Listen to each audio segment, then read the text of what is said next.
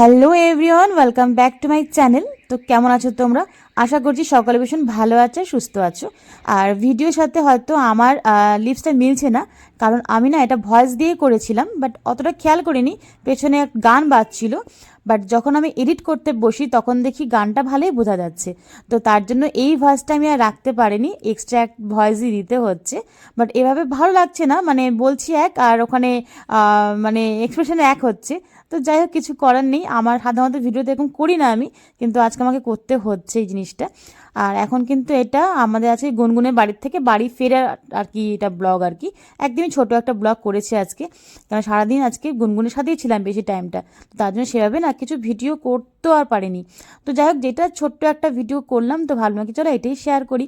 আর আমি কিন্তু এখানে খুব সুন্দর করে কথা বলছিলাম, বাট অনেক কিছু বলছিলাম, কিন্তু আমি এখানে কোনোটাই রাখতে পারছি না কথাগুলো। মানে এডিট করতে বসে দেখি যে পুরো কথাতেই আমার সাইড দিয়ে ব্যাকগ্রাউন্ড একটা গান বেরিয়ে যাচ্ছে, তো ওটাতে কপিরাইট পড়ে যেতে পারে। তো তার জন্য আমি সেই ভয়েসটাকে একদমই মিউট করে এক্সট্রা ভয়েসই দিচ্ছি।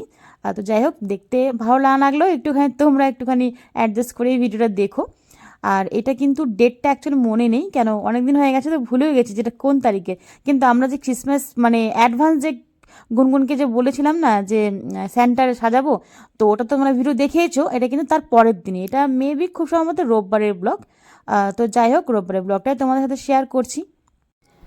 তো একবারে তোমাদের সাথে চলে এলাম দুপুরের লাঞ্চ মেনুতে অ্যাকচুয়ালি। তো আজকে এখানে রান্না করেছে দিদি।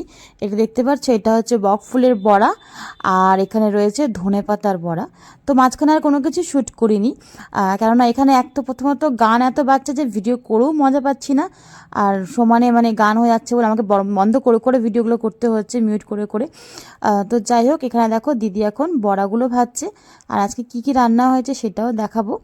আর এখানে ভাত হয়ে গেছে।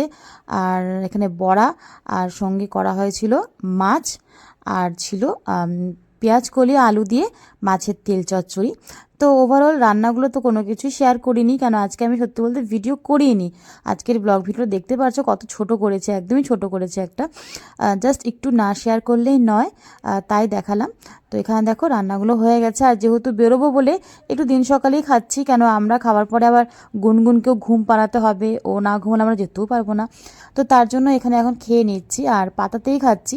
এই পাতাগুলো কিন্তু গুনগুনের যে বার্থডে হয়েছিল তখন সব আনা ছিল, ওগুলো কিছু আরও রয়ে গেছে। তো এখনও পাতা রয়ে গেছে, তো ভাবলাম কিছু তাহলে পাতাতেই খাই।